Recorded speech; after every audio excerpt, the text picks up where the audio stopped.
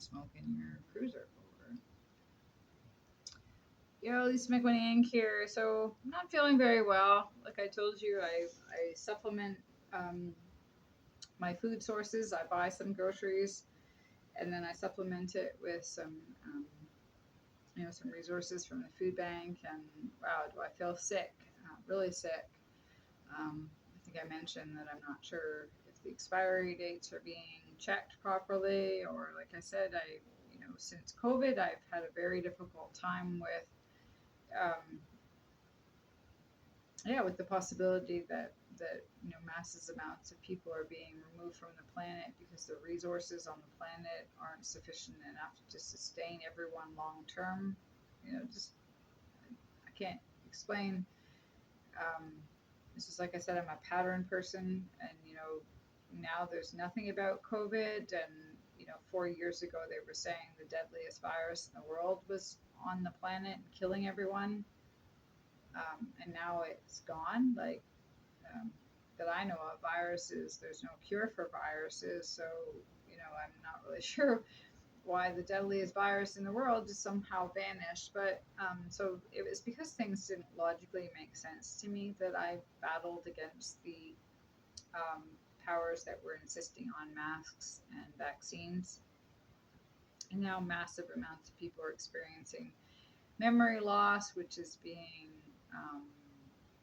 people are being told they have Alzheimer's, and all kinds of people having heart attacks now, and they're being told it's because they're older or their lifestyle. They have they eat too much fat, too much salt, and so yeah. So anyway, that so um, to me there may have been some extreme fear on people at the tippy top who were, like I said, perhaps told by professionals such as David Suzuki that the planet was not going to sustain all of us long term. And a lot of people are very afraid of death, very afraid of passing over. Some because, if you're a thinker rather than a feeler, if you're, not so much a faith person, but you're a science person, you may not um, understand God or heaven, and I certainly don't.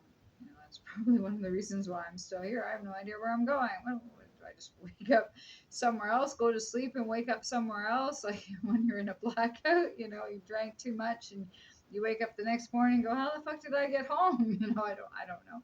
Anyway, a lot of a lack of knowledge around the afterlife probably keeps a lot of us here a lot longer.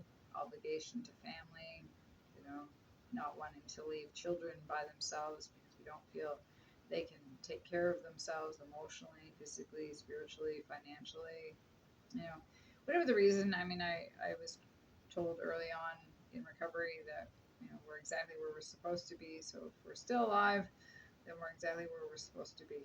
Um, anyway, so I just keep going, because part of my makeup is just to deal with bad situations and try to make the most of them and just keep going. But yeah, I feel very sick.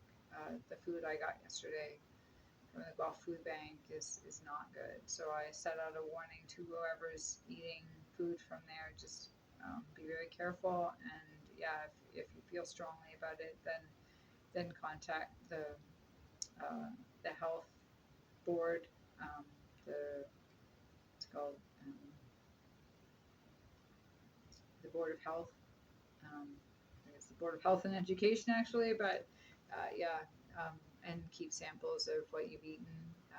Eat little pieces of it, similar to when you're, dyeing your hair, dyeing your clothes. Eat a little bit of it and see how you react. Yeah, feed it to you before you feed it to your children or your animals. That's just what I would suggest.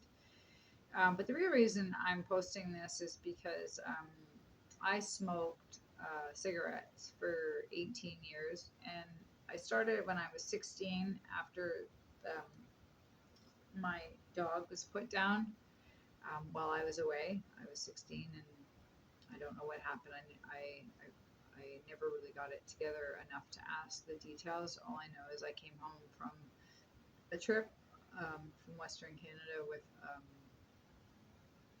a friend's family, and my dog was gone. And yeah, I lost it. I soon after that I started to drink, I started to smoke, I started to do drugs, moved out of the house.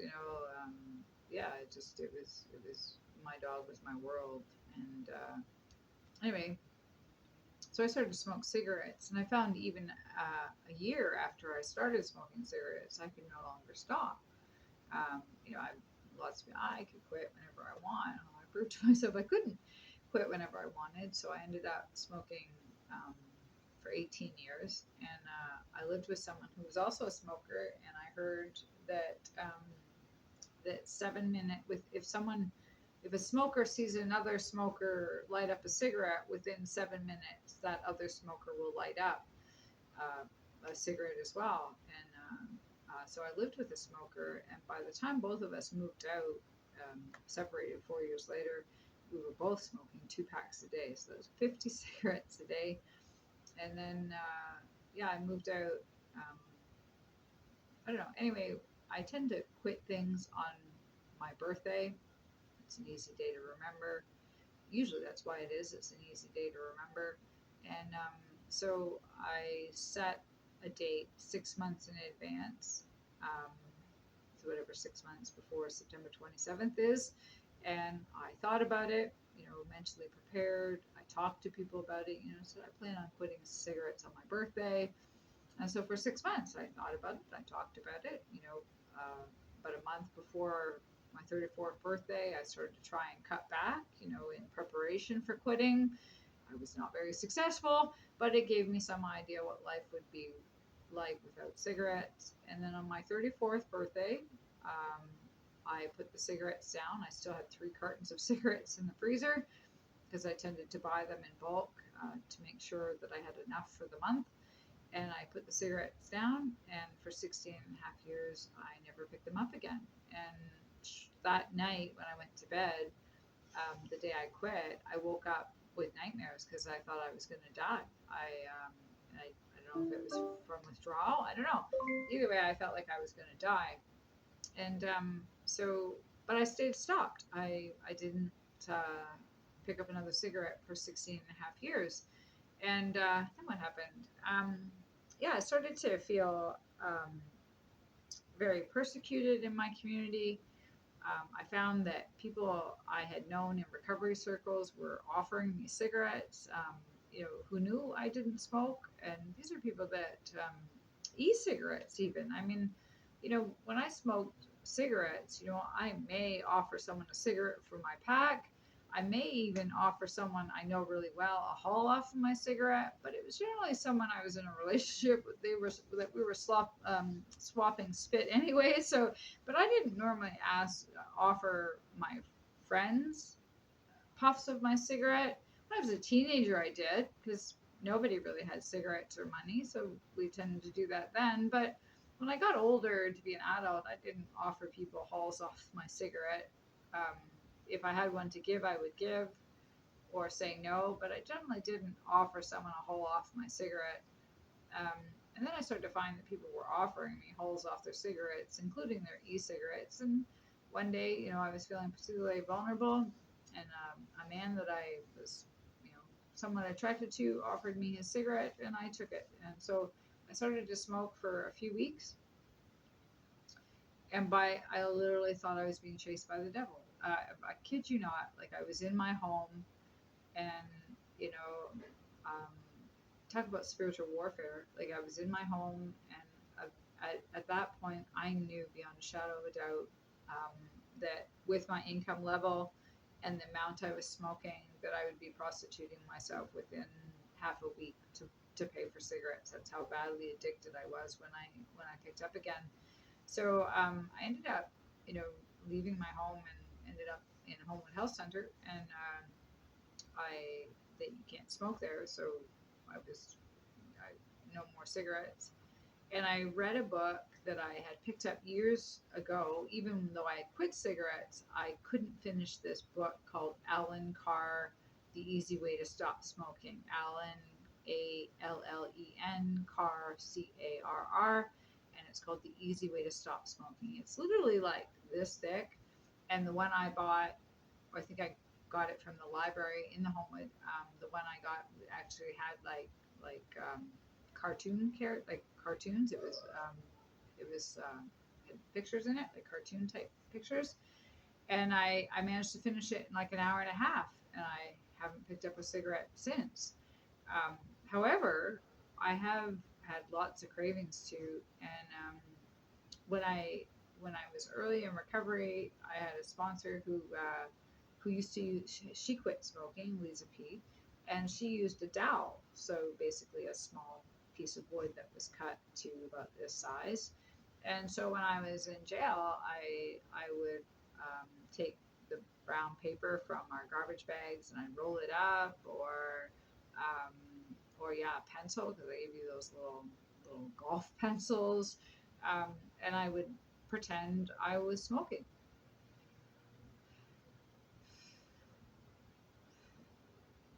And I would imagine, because I had smoked before, I knew what it felt like when you inhaled smoke into your lungs. And I knew the relaxation of having a hand to mouth thing. I knew the relaxation of being able to sit still with something to do, but sitting still at the same time, which seems to be key because I can't really sit in one spot without moving my toes or my fingers or my mouth or picking my scalp. So that hand to mouth. And so I found that, and then when I got out of jail, I did actually uh, get a dowel, which was thinner than a pencil, and cut it. They're very difficult to cut because they tend to splinter. Um, the guy at the lumberyard at Rona in Guelph on Dawson tried to cut it with a blade saw, and it shattered, like it splintered it. Anyway, I managed to get a fairly good one, which I've given away. But I guess what I'm trying to say is that it was very effective. I learned that oral fixations, which was like nail biting, um, picking, smoking, maybe even eating to a certain extent, could be can be attributed to being not being breastfed or being too early or too forcefully weaned from the breast. And so when a baby is breastfeeding, it tends to make this grabbing, like clawing motion type thing around the nipple that I've seen, and so that could be the hand to mouth type thing. It's I don't know if it's sort of a comfort or just when you're I guess expression of how it feels, being fed well, a connection to another human being. Anyway, so they say that it's a hand to mouth um, obsession, and so that's why eating and nail biting um, can be attributed to um, not being breastfed or being weaned too early or too harshly or whatever. So I did that. So I used the dowel, and then I found that I was becoming too addicted to the dowel, and then I was searching all over the house for the dowel when I misplaced it. But having said that, it was very effective because basically you can pick it up, you know, off the couch. It doesn't burn anything. Yeah, if I'm on the city bus, I can smoke it on the city bus, and there's no smoke. It's not even real. If I'm in an office, I can do it. At work, yeah. And I basically say that it's a smoking cessation program because people do use the lozenges, they use the gum, they use the little plastic container, like the little plastic things that you actually inhale nicotine. And this has no tobacco, no nicotine, no anything. It just simply gives you the motion. And so, like I said, lots of people don't want to quit smoking, which is fine. If you can afford it, that's sort of your choice. um, I mean, there's consequences, of course, but there's consequences to quitting too. Some people become very agitated, very angry. Some people actually will tell their parent, "Go have a fucking cigarette because you're worse not smoking or not drinking," and that's the problem when we don't really examine um, the cause of why we do something addictive. If we don't address the root cause, they say the isms return, the I, self, and me. So it's a coping strategy for strong feelings. And if we don't understand why we feel a certain way, or we're not able to handle other triggers effectively without drinking or smoking or drugs or whatever, then sometimes worse towards our family and friends, because then we're resentful towards them because we quit because they wanted us to, or yada yada yada. And so I find that that book, but you have to finish the book. There's also a version of it on drinking, but you have to finish the book.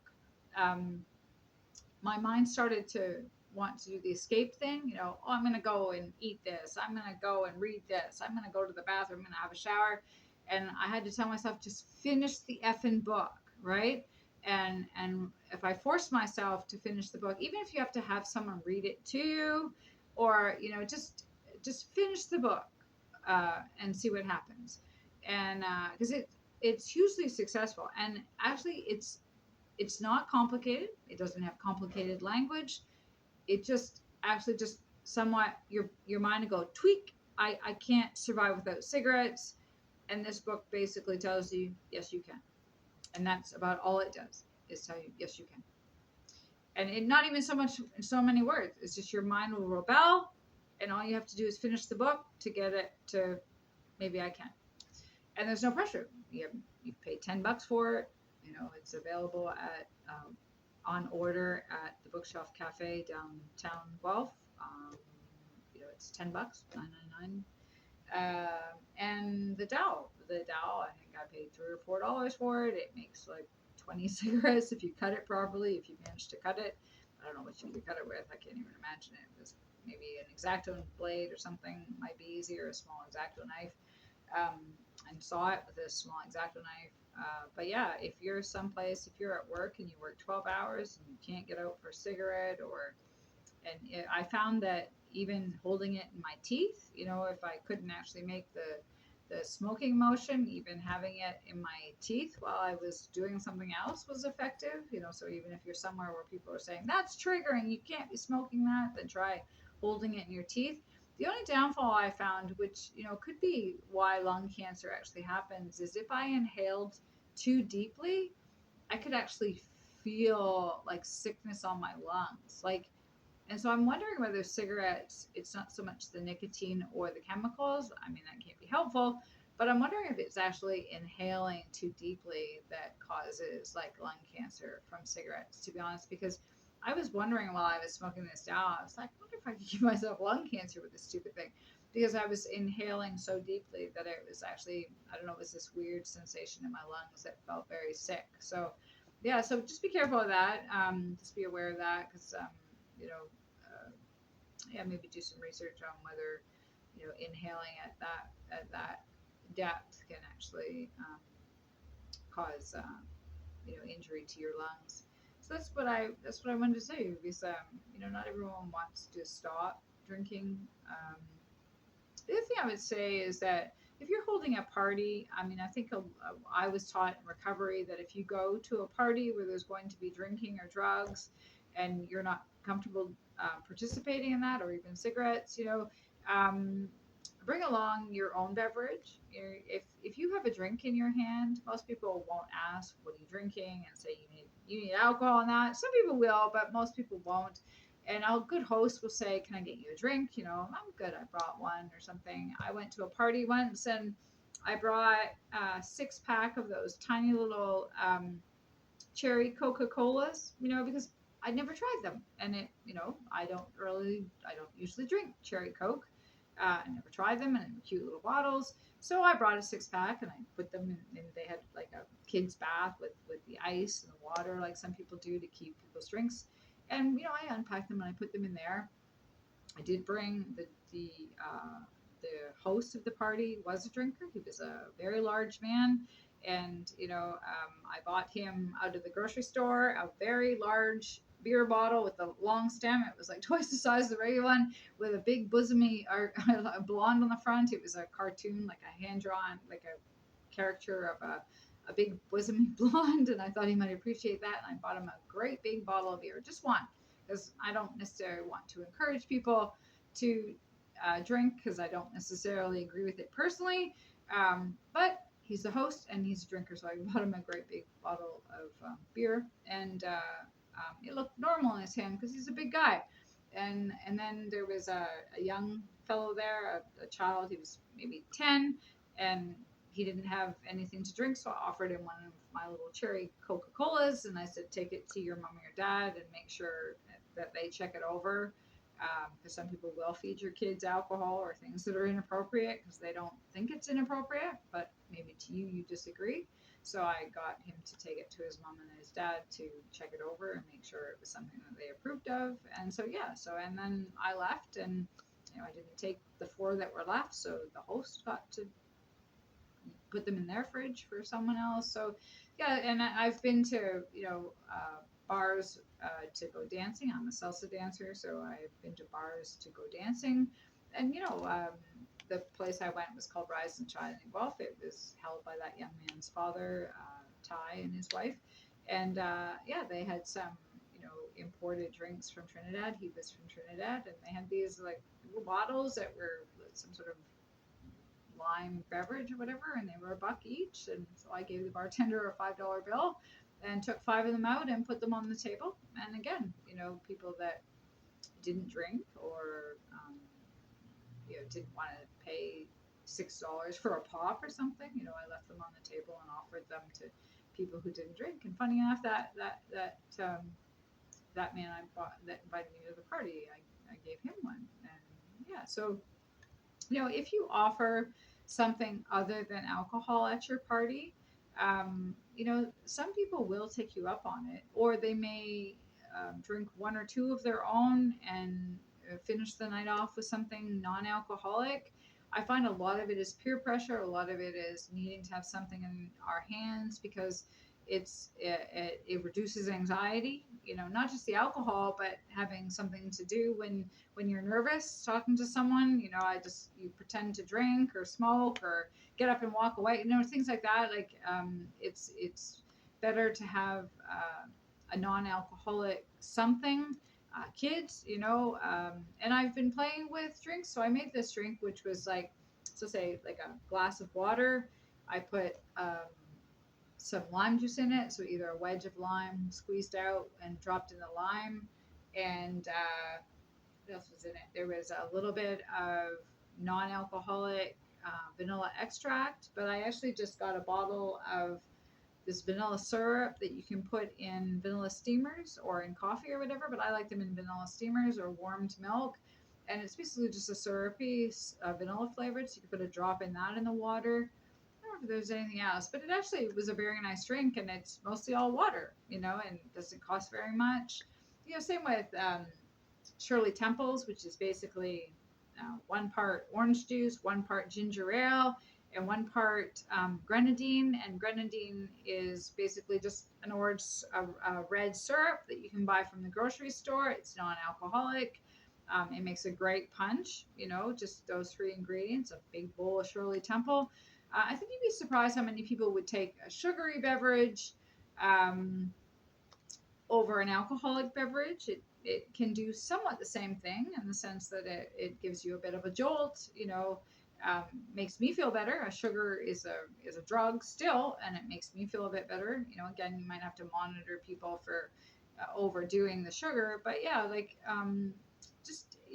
it's very important to offer people choices because now if you serve alcohol at your party, you can be charged. If someone goes away and they're in a drinking and driving accident, or you can be held responsible if it's your party. So be very careful, and you don't even need to police people. Just offer them something other than alcohol. And a lot of people may take you up on it. A lot of more people may bring their children around for short periods of time. If you're a family full of drinkers and there's one portion of your family that doesn't like to drink, so they don't come to your parties because you're all drinking, have 2 parties. I did that for New Year's, for example, right? You have a family party where everybody can come, and hopefully the people that are drinking all day will be more sober at the beginning party and they can stay into the night. And then, you can have a family party in the day, and then a little later, the music gets turned up a bit more, maybe more of the booze comes out, and maybe some recreational drugs if you're into that, right? So marijuana is legal, but some people are still very uncomfortable with it around their families because it does tend to alter mind chemistry more than cigarettes, for example, or booze, even. So, yeah, so, just try to be sensitive to the fact that um, people do want to be in your life, even if you're a drinker, but you have to make space for them, right? You have to also remember that, um, like, you like to drink for your reasons, but they like to drink for their reasons, and neither is necessarily right or wrong. And but if you put them on the spot or they put you on the spot, chances are you're going to get defensiveness, and that's all you're going to get is defensiveness. So, I mean, it really works to make space for people. That doesn't mean you're not going to have to set boundaries, but maybe before have a conversation. That we're having a party. This the day part we're gonna have, like, kids games and stuff, and there will be one or two drinks put out. But if you can wait until 3 p.m., don't make it 8 hours that they have to wait for a drink.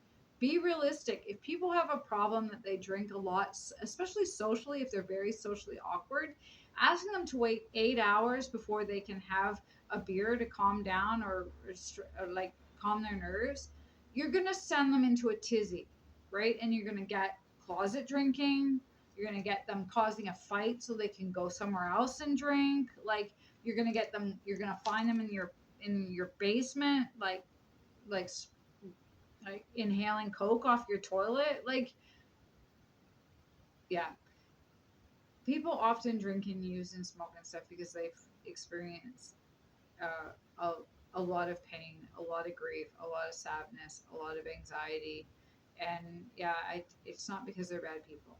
And people don't drink because they've often seen the effects of what that can do. And so they feel, and it's often because they watch people drink. And so when they see you drink, they're like, you just stay the F away from me and my family, because they're reliving trauma that they experienced. And if you're displaying the same behavior that their parent was, their uncle was, their cousin was, whatever, then yeah, they're probably going to send your way. And I really hate that. I really hate that. Yeah. So, um, and I know I often get excluded from places because I don't drink, and it's often I leave because I feel unsafe, not because I think what you're doing is wrong. I leave because I feel unsafe. I really do. I feel judged and I feel unsafe. I find that if I go to a party early, people start to drink and they're one way, and then they have another drink and they change, and they have another drink and they change again, and they have another drink and they change again. So by the end of the night, I'm now sitting or partying with people that are unrecognizable to the people I know, unrecognizable to the people they were when I arrived, and I have a lot of safety issues now. I was beat the shit out of in jail and hospitals, like literally beat the shit out of. And I come from a trauma-based home, so yeah. So I don't feel safe a lot of times. So if you invite me somewhere and like I bolt, it's not because I'm thinking you're bad people. It's probably terrifying. So yeah. So peace out, and remember the Tao when you're in doubt, or you're somewhere where smoking isn't necessarily appropriate. You can just say, this is my non-smoking sensation. This is my smoking cessation method. You know, um, right? And there's no tobacco that you can get them. If you pick a Tao, I mean, it obviously has nothing in it. It's solid wood. So yeah, so it's not coated with anything. So yeah, so just I crave for a world that has more understanding.